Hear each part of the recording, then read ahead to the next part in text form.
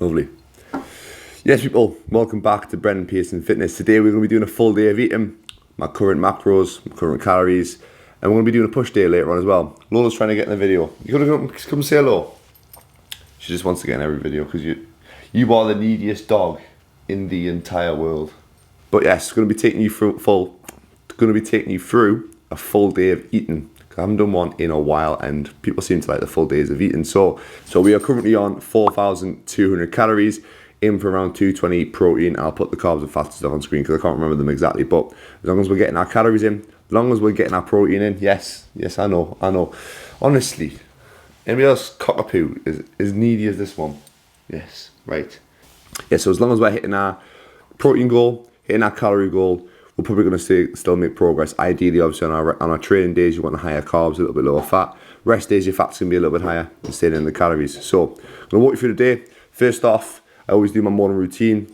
I take my dog for a walk, come back, have a coffee, just a black coffee before my first client. I know between 1 or 2 clients, then come back. So it's around 8:30, between 8 o'clock and 8:30, I'll have my first meal. But I'll be back for breakfast, tell you what I have, walk you through the day, and hopefully you enjoy the video.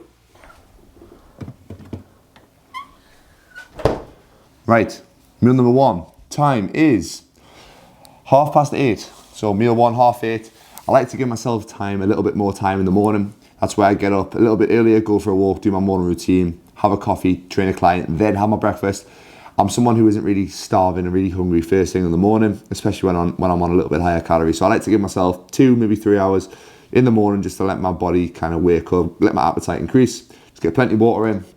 Already got through quite a decent bit of water. I put some lemon in just because it tastes nice. I don't really like tap water, so I just put lemon in. No real scientific reason, but give myself a bit of time to get my appetite up so I can have this meal. So meal number 1, the overnight oats, which if you know me, I have these every single morning. I meal prep 3 at a time. So on Sunday evening, I'll meal prep my Monday, Tuesday and Wednesday.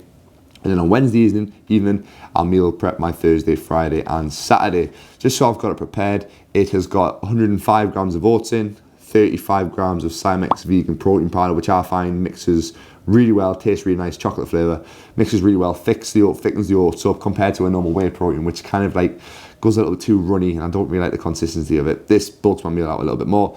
Then I put 35 grams of peanut butter on, 100 grams of frozen berries or frozen blueberries, and then a banana, which is normally about 100 to 120 grams. At the minute, I don't really track it too much because I know I'm having the same thing every day. And then cinnamon on top. So I'll put the macros and stuff on screen. Yes, if you're trying to gain weight, try and get obviously a decent meal in. This is about 800-900 calories early in the day. So you're not trying to force food in later on. I'm gonna sit, have this, really enjoy it. It's something that's easy to make. It's prepped, it's ready. And I quite like having cold food for some reason. Don't know why. So we got as well supplements. So well, that's me D3 going flying. But supplements, I prepped these the night before as well, just so they're ready on hand. Put them in a little Tupperware. So we have vitamin C, 1,000 milligrams of that, just to help your immune system. There's a little bit of benefits in terms of regenerating collagen. I've had a lot of tendon injuries, especially in my knee. So 1,000 milligrams of vitamin C, mainly in the winter because your immune system's down a little bit, just to get a little bit additional vitamin C. We also have the big fat one, which is, if I get the fucker out, glucosamine sulfate. There's benefits in terms of preventing arthritis down the line. Don't know how beneficial it's going to be, but I've been taking it for 3 or 4 years and I haven't got arthritis yet, and I've had a lot of injuries. So if you're someone who plays sports, has had a lot of injuries, suffers with a little bit of joint pain, maybe it's worthwhile doing it. In the long run, it might benefit you, but I'm sticking with it because there is a little bit of research behind it. Then we've got the other 2. I'm just going to tip them out. We have got B12. I think majority of people, especially in this day and age, are probably going to be deficient in B12 if you're not getting enough meat in, if you're not supplementing with it. So there's a lot of studies to say that we should be taking it. So I recommend that for myself. And also vitamin D3, again, especially if you live in England, you're not going to get a lot of sunlight, especially in the winter. So supplementing with that. So that's my morning supplementation. And then I will catch you at meal 2.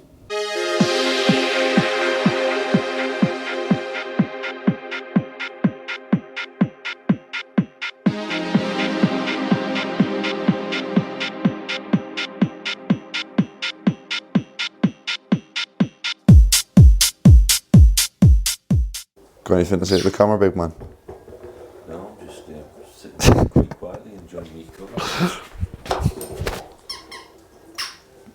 Great touch. How are you, pal? What are you doing, like? Right, we're back for meal number 2. It is about 12:30. Going to be training in about 90 minutes to 2 hours. Always leave your pre-workout meal, so this is going to be my pre-workout meal. Always leave it at least 90 minutes to 2 hours. Obviously, if you're having something really light, like a protein shake and a banana or any sort of fruit, you can probably leave it an hour. But if you're having a relatively decent meal, leave it at least 90 minutes to 2 hours, just so you're not digesting food when you're training. So most of the big stuff is at least starting to digest. Stops you getting a stitch, stops you feeling a little bit sick. Yeah, so it's not ideal. But meal number 2, we have a pack of Uncle Ben's vegetable rice. We have 1.5 cans of tuna. We have some spinach, some cucumber, beetroot with a little bit of balsamic vinegar, which makes it a lot nicer. You can get the spiced balsamic vinegar beetroot as well from Tesco's and stuff as well, but I just put some on myself. We have got a block of 85% dark chocolate, a little bit of caffeine in that, obviously a little bit of fat, and then some cranberry juice, about 250 milliliters of that. I'll put the macros and everything on screen. So it's about that 50 grams of protein, 100 grams of carbs, and about that 25 grams of fat as well. Nothing too crazy pre-workout. I've got plenty of time to digest it. But we're going to have this, chill out for a little bit, and I think we might go and train at Ultraflex just for a change of scenery. And I haven't trained any sort of upper body there before. Take the camera along and film the push session. And yeah, I'll have an intro workout as well, which I'll talk about in a bit.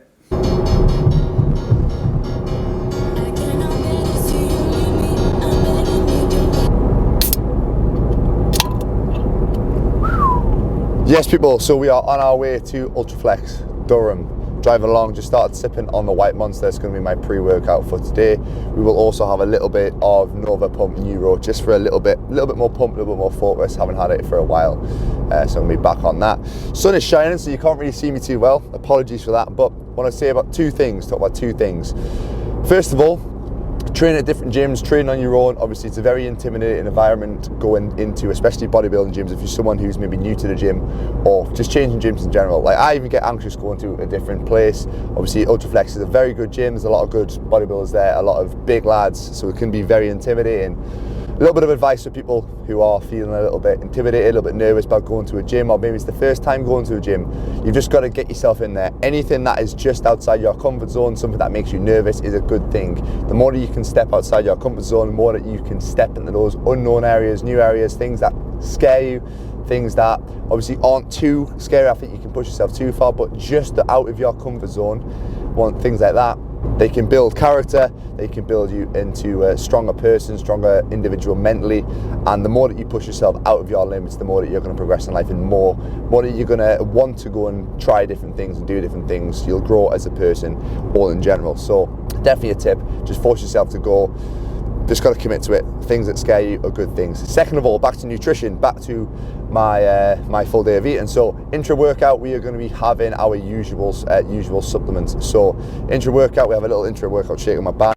We have 80 grams of highly branched acidic dextrin, which is pretty much a carb powder. 80 grams of carbs straight in our system, digests really easily, rather than having things like a banana, some gummy bears, or any sort of anything like that. You actually have to digest a lot easier. So 80 grams of that, it will help reduce muscle protein breakdown through the workout. It'll give you a little bit of glycogen for your workout as well, help with focus, help with endurance, just help with performance all in all. But also it's an extra 80 grams of carbs. So if you are trying to gain weight, you are in a bulking phase, could be something you could look into. 80 grams, you don't really tell that it's in the drink.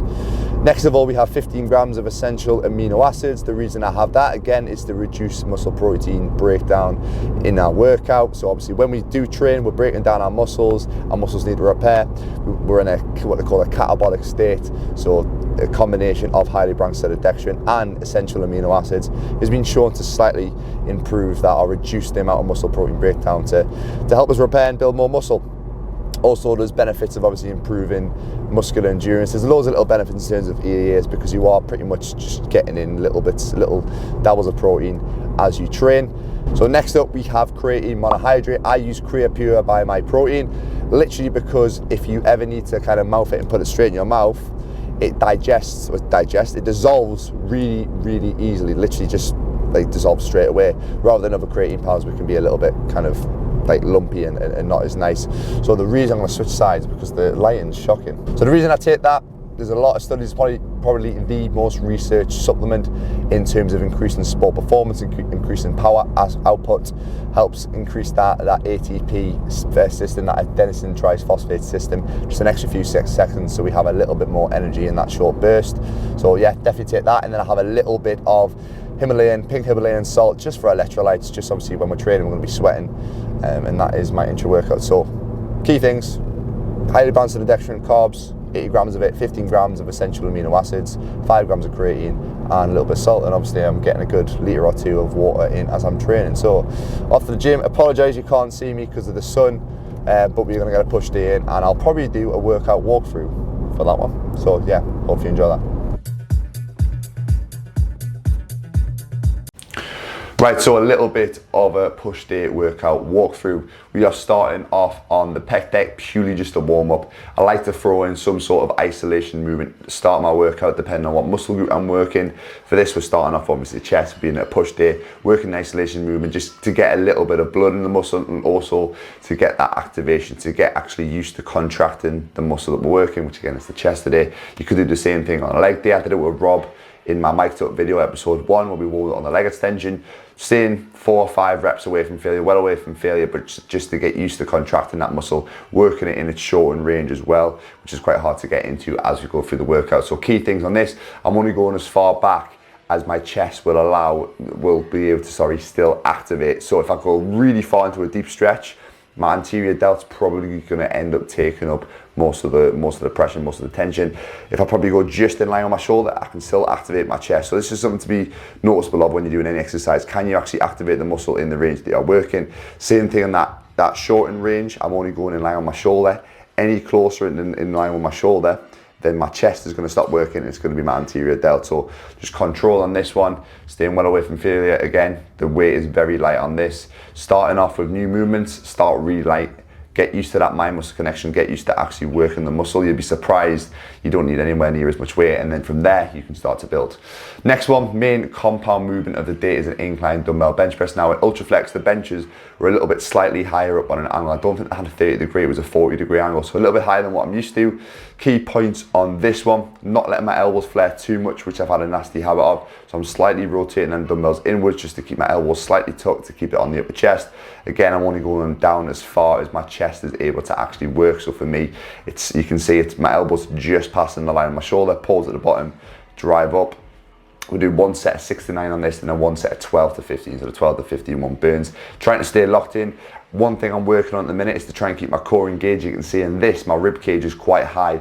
I watched a YouTube video the other day, I can't remember who it was, but he said to engage your core a little bit more, limit that back extension, and that'll help get that upper chest work a little bit more. I'll tag the name down below who it was. It was someone on YouTube, might have been Cuba. Might have been Cuba on that one.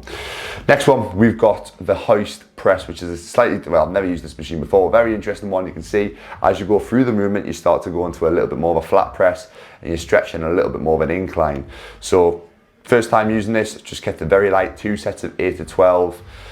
I say very light, it was 2 plates either side, so it wasn't too bad. Just keeping that control. Starting off with a free weight exercise, then moving on to a machine-based exercise is a great way to do it in your workouts. You're obviously a little bit more unstable, there's a lot more stability going on in the dumbbell pressing. Now that we're a bit more fatigued, we move on to our machine-based movements where we can really still push the failure, getting the most out of the exercise with that extra stability. Again, nice exercise this one, because we're starting out wide and it comes in, so we're working that pec in its full range. It's called convergent movements, so starting wide, coming in middle. So next we're moving on to shoulders, so we're moving on to a little 15-degree cable cuff lateral raise using the Prime cables, which are in the corner of Ultraflex. Very, very good cables, this one. If you have a chance to use Prime equipment, make the most of it. So reason that we're using a little bit of a 15-degree incline is that so we just get a little bit of extra range in that stretch position, in that lengthen range. Whereas with normal lateral raises, if you were flat, your hands would just be straight to the side. You were limited obviously by your body, by your limbs that are going to be in the way. So this just allows a little bit more range. Using the cuffs again just makes it a little bit easier to focus on the delt, takes the grip out of the equation, and obviously using the cables means constant tension. Good thing about this exercise is you can really grind out an extra few reps, because once you get past that lengthen range, once you get past that midsection, the exercise slightly gets a little bit easier. So even when you start to get really close to failure, that top position you can normally get, and you should get a really, really good burn in the delts on this one. So we did 2 sets of 12 to 15 on this, keeping it really controlled, thinking about pushing out in a way to the side rather than just up on this one. A lot of people end up struggling the shoulders when they're doing this. Keep pushing out to the side, reach as far to the side, almost think about reaching to the side of the walls of the gym. Grind it out, try and get as many reps as you can within that rep range. Don't need a lot of weight again on this one. Drop the ego, make sure it's just like, literally I think I've got the first plate and then maybe 1.25 on this one, so not a lot of weight at all. You can see my last rep, like I said before, you can really grind it out. There will be 6, 7, 8 second reps on the last few when it starts to get tough. My leg always twitches as well when I start to get close to failure. Now this is a new exercise, I say a new one, part of my program with James from the Muscle Knows. He's implemented this one, which is kind of like a lateral delt row. Now you're probably thinking it's going to be more of a rear delt exercise, but you're actually working your lateral delts, because you can see how I've set it up. The cables are wanting to pull your hands in, so you're using your lateral delts to keep your hands out to the side. One thing that I need to work on this one, which I've improved since the last doing this, is trying to get a little bit more scapular retraction at the back. You can see my scapula is not really squeezing back, so my shoulder blades aren't squeezing back too much. That's just going to help get a little bit more range. But yeah, key things on this one: keep them hands apart. Do not let them start to come in. That's when you're going to know that you're starting to fatigue. So keep them hands to the side. It's a really weird sensation because you'll really struggle to roll backwards when you start to get fatigued. And when them hands want to start to come in, it makes it 10 times harder. So this one, we do 3 sets of 10 to 12, literally 30 seconds rest in between. So it's a little bit more mechanical, a little bit more, metabolic for this one. So you're going to get a really deep, intense burn. Go on to failure. Maybe the first set, leave 1 or 2 reps in the tank, and the last 2 sets, you're going to really push it. I think the last set, I only got like 8 reps or something on it. But again, using the cuffs for that one. Trying out a new movement. So I was programmed just a normal machine lateral raise, but I thought, you know, I'm at a gym, I might as well use something different. This was the Atlantis lateral raise, I think. So key points in this one, exact same thing, pushing out to the side. You can see I'm leaning a little slight bit forward, which is a nice thing about this machine. It keeps you locked in. Use that chest pad, keep the control. As you can see, I wasn't using a lot of weight at all. Lateral raise stuff, just take your time with it. Any accessory, any isolation movements, you want to just start with really light weights, especially if it's new exercises. Like I said with the pec deck, keep it light and focus on that mind-muscle connection, and just keep on trying to grind as many reps out as you can. On isolations, you can really tend to push quite a bit close to failure. I was programmed on this, a top set of 69, and then a back off set, of 10 to 15. On my back off set, I didn't quite reach my 10 to 12 rep range, so I did a little bit of a drop set, which I know I'm not really meant to do, but when you're in a gym and your environment's good, the atmosphere is good, you're in a good place, sometimes adding little drop sets and stuff, that it just has to happen. And I was enjoying the exercise, getting used to it. You could stick the cuffs on that one, but it was a nice overall exercise, enjoyed that one.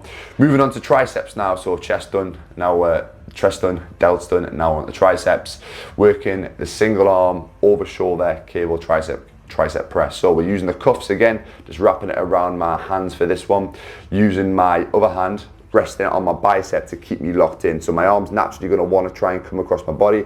I'm going to put my hand on my bicep and keep it locked in and do not let it move. With any sort of tricep isolation exercise, one key thing is you want your elbow to be locked in. Obviously you're going to flex and extend it, but you don't want it to be moving back and forward, up and down. You want it to be as locked in as possible. Really pushing out to the side, trying to get a good squeeze, working between 10 and 12 reps on this. Literally just 2 sets either side before we go into a compound exercise for the triceps. Really quite enjoy this one. It just takes a little bit of time to get used to. When you have new exercises, especially isolation ones, it does take a little bit of time to get used to. Maybe if you've never done cuffed exercises before, cable exercises before, you might just need to persevere with it. Try different setups, make sure you're set up at the right height, make sure the weight's right, just play around with it, and obviously you will get used to it the more you do it. So just stick by it. If a coach has programmed you something, if they're a good coach, there'll be a reason behind it. Again, we're pushing to failure on this one. The last few reps getting really, really tough, trying to keep that elbow locked in and trying to get that full range of motion and a big squeeze at the end. And then on to our final movement. I'll quickly show you how to set up a daisy chain. So I'm doing a reverse band on the Smith machine. You can see I'm putting the daisy chain over the Smith machine, got a carabiner clipping it on the bottom peg, or the second loop on there. Getting the resistance band, looping it under, and then putting it on. Obviously resistance band strength, how heavy the resistance band is going to be is going to depend on how much weight you're lifting. For me, I'm using a black band because I'm kind of midway in the park. If you're a little bit stronger, you might need one of the purple bands or maybe even the green band. Anyway, but we're doing the close grip tricep Smith press. So this particular Smith machine is lovely. The Cybex Smith machine is absolutely lovely. It's so smooth, one of the nicest ones to use. Key points on this: elbow stay tucked in, and we're thinking about elbow flexion, extension. So we're using the triceps for this one. We're not letting our elbows start to pop out to the side and bringing the chest into it. The reverse band, is going to help us at that bottom position where we're weakest, and it's going to kick in. So it's going to take a little bit of weight off at the top. You can see there and make them last few reps ridiculously hard. So that is how we finished it off. We finished with 2 sets of 10 to 12 on that one. And that is the session done. And back to me in the car. Very, very good push session wrapped up there. You know, I need to train in that place more, just being in a different environment rather than training in the same old gym, maybe training in my home gym, which I have been quite a lot recently. Training in a new environment massively increases your motivation and just kind of forces you to really focus on what you're doing. So some of the kit in there, very, very good. Obviously enjoyed it. Kind of stuck to my same session, changed 1 or 2 things around just to try some new bits of kit. But all in all, very good session, stuck to the same volume, same rep ranges, and got a very good workout in. Now, intra workout downers, I've got about a half an hour to 45-minute drive home. That's a lovely amount of time for me to let my heart rate drop before I get my post-workout meal, which is going to be meal 3, or you could call it meal 4 if you count my intra as a meal, because technically it kind of is. I'm getting a little bit of protein hit and carb hit during the workout. So don't be in a rush to get your post-workout meal in straight away. Everybody used to do it. I used to do it. Used to slam a shake down me, slam a meal down me as soon as I finished my workout. I had trouble digesting it. You get bloating, you get gassiness. It just doesn't digest properly. Let your heart rate get down to a resting state. When you're training, you're in a sympathetic state, which means you're in a fight or flight state. Your heart rate's elevated. You're in the mode to train. When you let your heart rate drop, when you get into what we call the rest and digest, or the parasympathetic state, that's the ideal place to be getting your post-workout nutrition in. Let that heart rate drop. Give yourself half an hour to get the food in. Obviously, if you don't have the time to do it, you're better off getting some sort of post-workout meal in rather than waiting 3 or 4 hours afterwards. Obviously, depends on when your meal was beforehand. Say you've got a lot of work, or if you're a PT, you've got clients straight after your session, you're probably better off getting something that's really easily digestible, some whey protein, some fruit, maybe some Rice Krispies or something like that, just to get straight in your system. But ideally, wait half an hour or so. But yeah, that's me rambling. Gonna get home and I'll show you my post-workout meal. Saying no to everyone and everything. No message request, just delete straight all of them. No. Any more questions you had on your phone, Joe?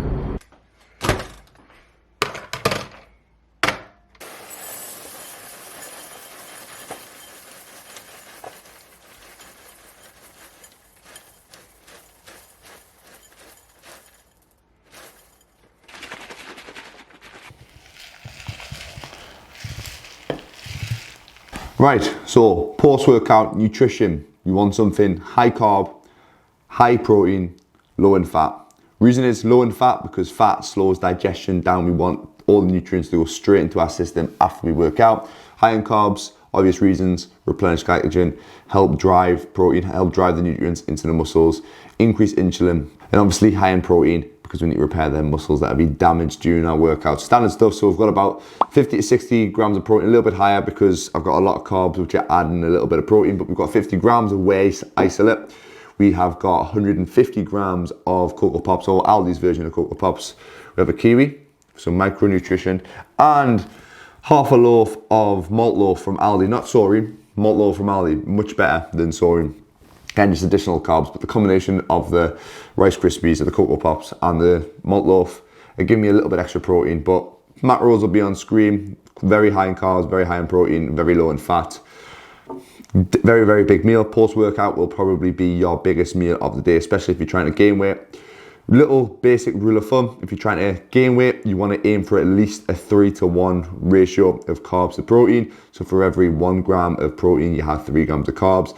If you want to try and roughly maintain your weight, again, this is just a rule of thumb, 2-to-1 ratio carbs to protein. If you're trying to gain weight, you're probably not going to have as many carbs available, so at least a 1-to-1 ratio. Obviously, it depends on the macros you have available. You might be able to have higher carbs than protein, but it depends. But rule of thumb, the time is 4:20.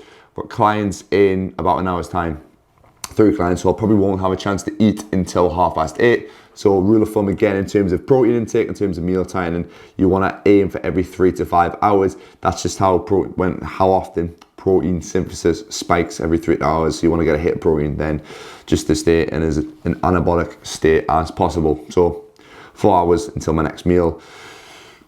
I'll see you then. Nothing else exciting really to say, apart from I'm absolutely starving and I'm going to get this down me. Right, we're back. Time is 34 minutes past 8. Final meal, look at this. Looks absolutely fantastic. So what's in it? We've got a whole pack of Uncle Ben's Mexican rice. Chicken, kale, broccoli, onions, courgette, peppers. Hope you heard that. Chicken, peppers, onions, courgette, tender stem broccoli, kale, and onions. Lovely. And then a little bit of look at that. For my last meal of the day, what I've been doing is, because the missus obviously makes it every night for us, I'm quite lucky, is I'm estimating my Quite. Very. I'm very lucky. I do finish quite late though. I'll wait for you.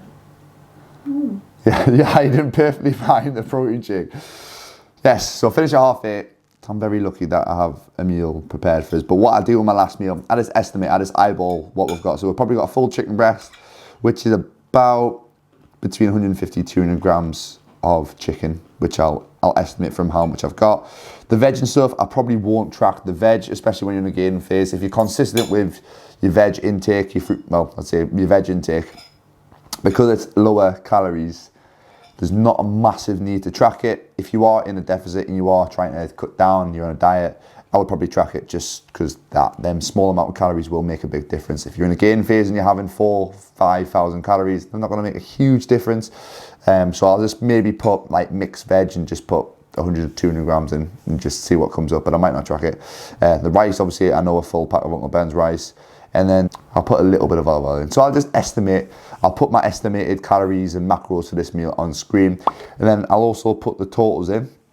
I'm going to calculate if I have any calories left over, because I might need some extra carbs or fats, but I'll show you if I have anything else after this deliciousness. But I'm starving, so bye. You're not having any food. Look at this. This is what she does every single time that I've got food on my plate. Look. She's just ate a slice of cake. You've had a slice of your birthday cake. It was Lola's birthday on Sunday. Actually, you've seen it in the last video, so you will know that. Anyway, to top the macros off, we have a very, very, very special snacks. Look how terrible I've buttered that as well. Absolutely butchered. Right, we have 10 grams of no-pack from Aldi, 10 grams of butter, slice of tiger bread. We'll have a full pack of pomegranate seeds, and I'm gonna have a large tablespoon of Nordic oil, which is fish oil, which I'll show you in a second. I'll probably put a little video over the top of it anyway. But yeah, finishes off the calories, finishes off the macros. 4,161, and my target is 4,200. I'll put my calorie goal, my macro goal on screen, because for some reason I can't seem to find it. But now I'm gonna meal prep. I'm gonna make my Intra workout shake for the morning, get my routine sorted. I've got about an hour and 50 minutes until I'm going to bed, so it's not ideal eating this late, but when you finish work late, it's the only thing you can do. That's a lie. What? You are not going to bed at 10:15. Well, I thought it said 43, not 53. Can you stop embarrassing me from Sorry, you said it and I just had to correct you. Bedtime's 9:30 normally, but I'm finishing late tonight. So I nearly forgot. Evening supplementation. What do we have? And I've also got the blue light blockers on just to try and get myself ready for bed. So we have turmeric. We have 4 of these, which I think is about 2,400 milligrams. It is turmeric, isn't it? Not curcumin. Yeah, turmeric. So anti-inflammatory. I've joined like an old man. I have a lot of injuries, and I've found these to help me. Now, with a lot of supplements, they might be placebo. They might not massively affect you, but if you feel like you're having a supplement and it does help you, even if it is placebo, it's working. Doesn't really matter. So I've been taking these for a good while now. I feel like it's helped my recovery. I feel like it's helped my joint inflammation. So I take 4 of these with just after my last meal. Next, even supplementation, ZMAs or ZMAs if you're American. I take 2 of these every night. They're the MyProtein ones as well. Again, something that I've recently experimented with. I do find that my dreams are a lot more intense when I take these. Again, it could be placebo. These again may help with your sleep, getting into a deep sleep, and also with hormone regulation with the zinc and magnesium. So I'm taking them. Next 2, I'm taking 1,000 milligrams of ashwagandha. Again, something new that I put in. It is a cortisol reducing supplement or a cortisol controlling supplement. If your cortisol levels are high, you're in a fight or flight state, you're in a stress state, these are there to help your recovery a little bit more. So I've been playing around with these for a little bit. I've been tracking my HRV and my heart rate to see if adding in supplementation does help. But yeah, I'm keeping these in for now just to test them out for a little bit longer. If they end up feeling like they're benefiting me, I'll keep them in a little bit longer. And then the final one, vitamin C, same as the morning, 1,000 milligrams, just to help support my immune system. That is the even supplementation. Get them all down in one. And now it is the end of the video. So hope you enjoyed the video. Hope you enjoyed the full day of eating and supplementation and training. If you want to see more full day of eating videos, like, comment, let me know what you think of the video. Drop me a message on Instagram. I will happily reply. As always, all my online coaching and one-to-one PT links. If you're interested in having a little conversation, we see if I can help you out. Links are down below. And yeah, I'll see you in the next video. Over and out.